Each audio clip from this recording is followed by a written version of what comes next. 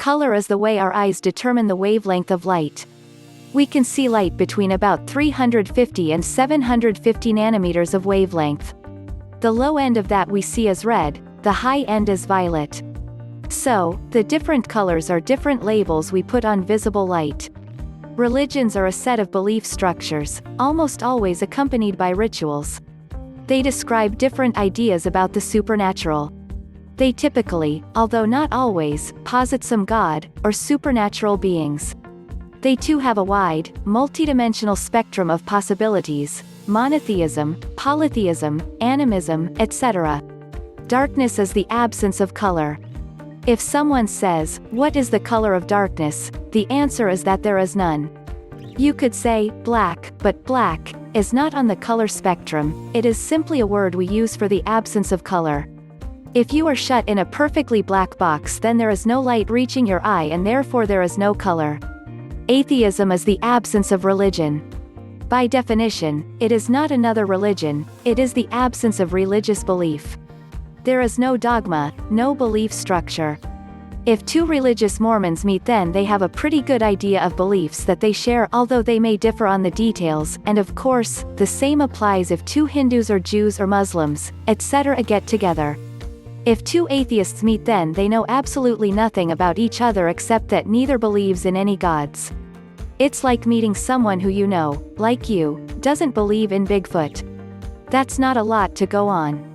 If you're from the United States or, for that matter, from a religious Muslim country, then it's true that atheists have a tendency to share certain experiences and they may tend to band together to a degree. I think it's this that provokes incessant questions such as yours. However, they are not doing this because they share a belief structure. They have no beliefs to structure, they are doing this because they share a common experience that is imposed upon them by the prevailing social norms in which they live. In other words, they often feel like they are marginalized by their societies, categorized, identified as other. They have had a label applied to them and they have to deal with it, and this always promotes the creation of support communities. In France, where I live, it's pretty much the opposite, as it is in many countries in Western Europe, and in China and Japan, for that matter. It's the religious who seem a bit unusual. If I were to proclaim that I'm an atheist around me, the general reaction would be similar to if I were to stand up and shout largely that I'm left-handed. Yeah, okay, now chill. People would wonder what I'm on about. As such, there's really nothing I've ever seen along the lines of an atheist community here, and the idea of universalist churches for atheists seems strange. Who would want to go to church, and what would you do there? In the States, though, there is such an overwhelming social norm about such things that many atheists feel the need for them. Perhaps it is phenomena such as these that give rise to such questions, but do not be deceived. Atheism is not a religion any more than darkness is a color. Yes, I think it is, one where the atheist, whether they realize it or not, becomes a god themselves. I will explain from my own experience. I used to be an outspoken atheist but am now a Christian, so I comment having experienced both. As a child I was sent to church Sunday school, even put in the choir, but it was boring, dead, so were the pious-looking people in it, pointless, so I chose to be an atheist. In my teens I went twice to an evangelical church. These people were different, they had something, they were nice, too nice. I clearly didn't fit in and didn't stay around to find out why. I continued as an atheist as that suited my wayward lifestyle. As an atheist, I subscribed to every argument against gods that I had ever heard of. Concerning Christianity I became an expert theologian. The Bible was illogical, contradictory, and what right did God have to choose who would live or die? Why would he do this, allow suffering? And of course science, secular science, proves that there are no gods. These arguments suited me, but remembering those evangelicals I developed a nagging doubt. Was I deceiving myself? What if I was wrong? Had my belief in science and evolution made them gods? Was this faith in them? I delved into the sciences and examined fact and theory and realized that when all theory was removed from earth sciences, cosmology and evolution et al., I was left with the biblical account of creation. How could this be? When I die, is that it? What was the point of my existence? Also, by not believing in someone or something bigger than me made me only accountable to myself, therefore I am my own God. I didn't have scrupulous morals, so what kind of God was I? A paradox. I also realized that as an atheist I belonged to a very small minority and wondered if the majority were right. The world's population is 7.6 billion, of which 84% believe in a God and a minority of 7% are atheists. 284% of the world's population believe that there is something or someone bigger than themselves. 84% versus 7% puts a realistic perspective on the matter.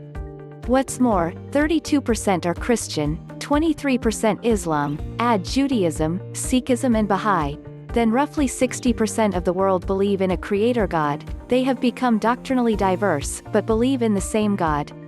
The Bible is the world's most published book, with over 5 billion copies having been printed, 3.5 billion in the last 50 years alone, and in 349 languages. In contrast, how many atheist books have ever been published? Is the reason behind these statistics to be ignored? Were my atheistic arguments true or false? Was I deceiving myself into a flat earth mentality? Fast forward many years, I chose to believe in God, and in so doing discovered that atheism was sterile, no cause or effect, no result, nothing more than an argument for argument's sake. To the contrary, belief in God had a cause, had purpose, was a living belief.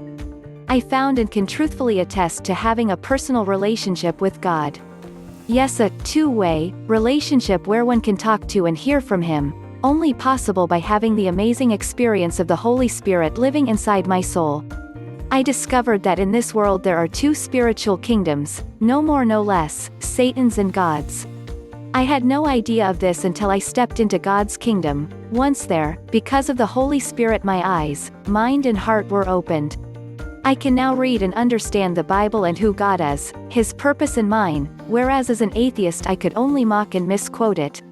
1. This also answered an atheistic argument: science cannot explain the supernatural, spiritual things, and as an atheist I was blinded to the truth. 3. My delusive theology was exposed. In fact, it was my own theology fueled by fellow atheists. I used to believe that this must have been a Christian's imagination, a myth, not anymore, and it is an undeniable fact to millions if not billions of Christians who have chosen to step into God's kingdom and experience a spiritual relationship with Him. Are all these Christians deluded? No. As an atheist I believed that I was right even though I had not met God or experienced the Holy Spirit. I don't fully understand and cannot see quantum physics or general relativity. If I mocked and ridiculed those that do, then what does that make me? I have free will. I can choose in which kingdom I want to be. To deny or believe in God is simply a choice. I am not advocating what anyone should do, just admitting that I was wrong and did not have any authority to persecute Christianity in the way that I had.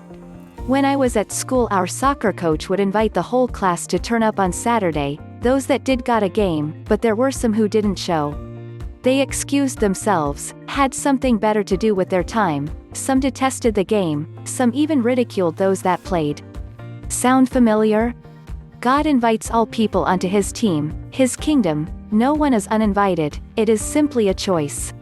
1. Satan has blinded the minds of unbelievers, so that they cannot see the light of the gospel that displays the glory of Christ, who is the image of God. 2 Corinthians chapter 4 verse 4. 2. 9% rather not say or don't knows. 3. Let me say this, then, speaking for the Lord, live no longer as the unsaved do, for they are blinded and confused. Their closed hearts are full of darkness. They are far away from the life of God because they have shut their minds against Him, and they cannot understand His ways. Ephesians chapter 4 verses 17 to 18.